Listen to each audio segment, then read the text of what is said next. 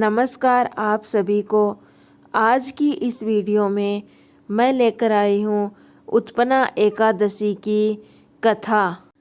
कहानी शुरू करने से पहले अगर आप मेरे चैनल पर नए हैं तो प्लीज़ चैनल को सब्सक्राइब ज़रूर कीजिए।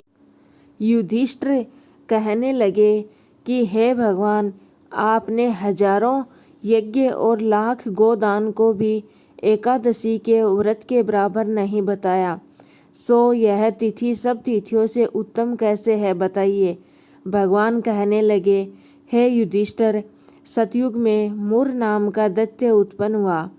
वह बड़ा बलवान और भयानक था।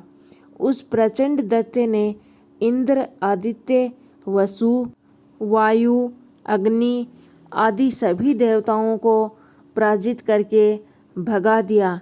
तब इंद्र सहित सभी देवताओं ने भयभीत होकर भगवान शिव से सारा वृतांत कहा और बोले, हे कैलाशपति, मुर दैत्य से भयभीत होकर सब देवता मृत्युलोक में फिर रहे हैं। तब भगवान शिव ने कहा, हे देवताओं, तीनों लोकों के स्वामी, भक्तों के दुखों का नाश करने वाले भगवान विष्णु की शरण में जाओ, वे ही तुम्हारे दुखों को दूर कर सकते हैं। शिवजी के ऐसे वचन सुनकर सभी देवता क्षीर सागर में पहुँचे। वहाँ भगवान को शयन करते देख हाथ जोड़कर उनकी स्तुति करने लगे कि हे देवताओं द्वारा स्तुति करने योग्य प्रभो, आपको बारंबार नमस्कार है। देवताओं की रक्षा करने वाले मधुसूदन, आपको नमस्कार है। आप हमारी रक्षा करें। दैत्यों से भयभीत होकर हम सब आपकी शरण में आए हैं। आप इस संसार के कर्ता, माता पिता, उत्पत्ति और पालन करता, संहार करने वाले हैं, सबको शांति प्रदान करने वाले हैं। आकाश और पाताल भी आप ही हैं।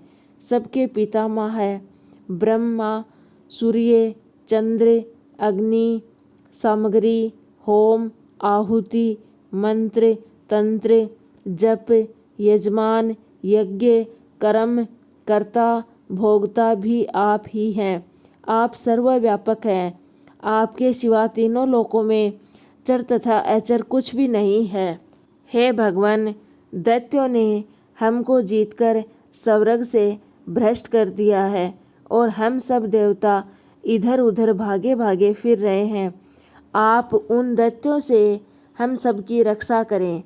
इंद्र के ऐसे वचन सुनकर भगवान विष्णु कहने लगे, हे इंद्र, ऐसा मायावती दैत्य कौन है जिसने सब देवताओं को जीत लिया है? उसका नाम क्या है? उसमें कितना बल है और किसके आश्रय में है तथा उसका स्थान कहाँ है? यह सब मुझको कहो। भगवान के ऐसे वचन सुनकर इंद्र बोले, भगवान, प्राचीन समय में एक नाड़ी जंग नामक राक्षस था। उसके महापराक्रमी और लोक विख्यात मुर नाम का एक पुत्र हुआ। उसकी चंद्रावती नाम की नगरी है। उसी ने सब देवताओं को स्वर्ग से निकालकर वहाँ अपना अधिकार जमा लिया है। उसने इंद्र, अग्नि, वरुण, यम, वायु, ईश, चंद्रमा, नेतृत्व आदि सबके स्थान पर अधिकार कर लिया है। सूर्य बनकर स्वयं ही प्रकाश करता है, स्वयं ही मेघ बन बैठा है और सबसे अजय है। हे असुर निकंदन, उस दुष्ट को मारकर देवताओं को अजय बनाए। यह वचन सुनकर भगवान ने कहा, हे देवताओं, मैं शीघ्र ही उसका संहार करूँगा। तुम चंद्रावती नगरी जाओ। इस प्रकार कहकर भगवान सहित सभी देवताओं ने चंद्रावती नगरी की ओर प्रस्थान किया। उस समय जब दैत्य मुर सहित युद्ध भूमि में गरज रहा था, उसकी भयानक गर्जना सुनकर सभी देवता भय के मारे चारों दिशाओं में भागने लगे। जब स्वयं भगवान रणभूमि में आए तो दैत्य उन पर भी अस्त्र शस्त्र आयुध लेकर दौड़ने लगे। भगवान ने उन्हें सर्प के समान अपने बाणों से बींध डाला। बहुत से दैत्य मारे गए, केवल मूर बचा रहा। वह अविचल भाव से भगवान के साथ युद्ध करता रहा। भगवान जो भी तीक्ष्ण बाण चलाते वह उसके लिए पुष्प सिद्ध होता। उसका शरीर छिन्न भिन्न हो गया, किंतु लगातार युद्ध करता रहा। दोनों के बीच मल्लयुद्ध भी हुआ।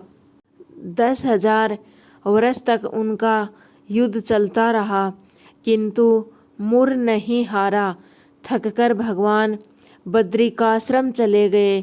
वहाँ हेमवती नामक सुंदर गुफा थी। उसमें विश्राम करने के लिए भगवान उसके अंदर प्रवेश कर गए। यह गुफा 12 योजन लंबी थी और उसका एक ही द्वार था। विष्णु भगवान वहाँ योग निद्रा की गोद में सो गए। मूर भी पीछे पीछे आ गया और भगवान को सोया देखकर मारने को उद्यत हुआ। तभी भगवान के शरीर से उज्ज्वल कांति में रूप वाली देवी प्रकट हुई। देवी ने राक्षस मूर को ललकारा, युद्ध किया और उसे तत्काल मौत के घाट उतार दिया। श्री हरि जब योग निद्रा की गोद से उठे तो सब बातों को जानकर उस देवी से कहा कि आपका जन्म एकादशी के दिन हुआ है, अतः आप उत्पन्ना एकादशी के नाम से पूजित होगी। उत्पन्ना एकादशी का व्रत मंगशीर महीने अथवा मार्गशीर्ष महीने की कृष्ण पक्ष की एकादशी को किया जाता है।